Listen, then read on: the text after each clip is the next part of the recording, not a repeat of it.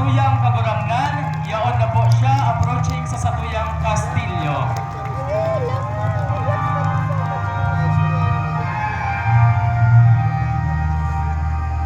Ang imahen ni Jesus na nabuhay liwat.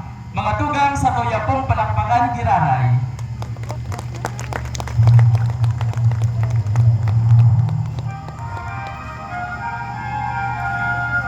Sining man ang imahe ni San Juan Evangelista asin Apostol. Siringman ang imahen ni Santa Maria Bitanya. At inana sa sunod, iyo ang imahe ni Santa Juana de Cusa. Ang sunod man po, iyo ang imahen ni Santa Maria Salome. Ang nasa sunod po, iyo ang imahe ni Santa Maria Magdalena. Asin ang pag-abot ng Virgen de Alegria. Palakpakan po niya to ang ina kan sa tuyang kagurangnan na nabuhay liwat.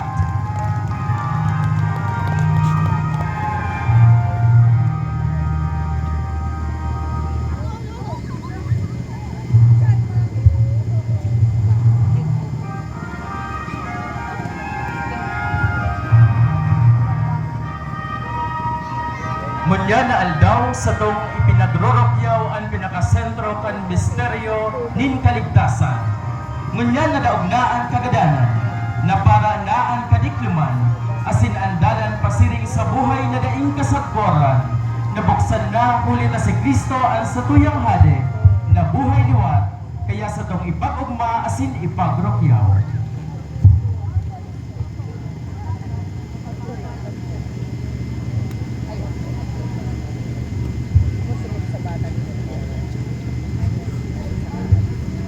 Mga dugang sa tuya na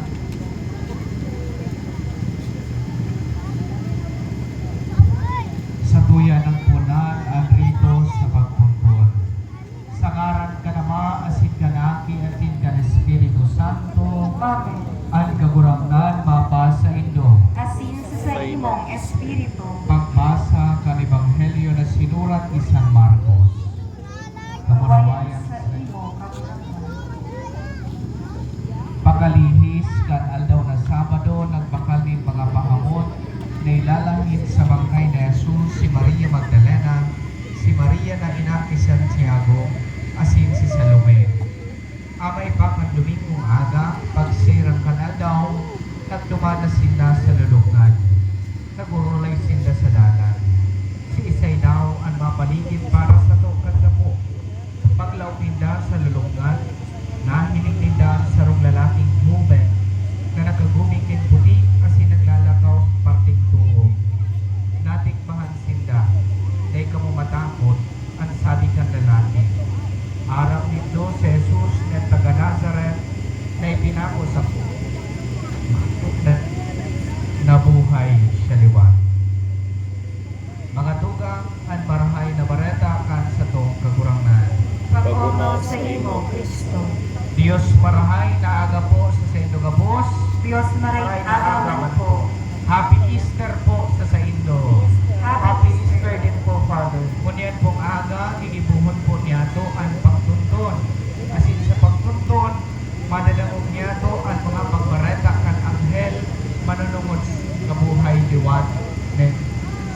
Sirima, mahinanyog niya to ang mga himno, nin pag-umaw, himno, nin kaugmahan, nin ulitan sa tuwing kanan, na si Yesu Kristo na buhay liwat. Tinaog niya ang kagadanan. Kaya lugod sa satuyang pagtuntun, bako lang niya itong hinanyugon, kundi kitaman tunay na magkuma, nin ulitan sa tuyang kagurangan na si Jesus, tunay na nabuhay.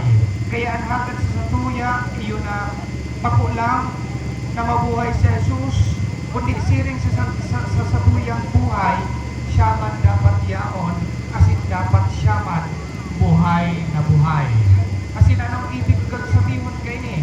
Mayong iba kundi sa gabos na oras, kang sa tuyang pagkabuhay, mahiling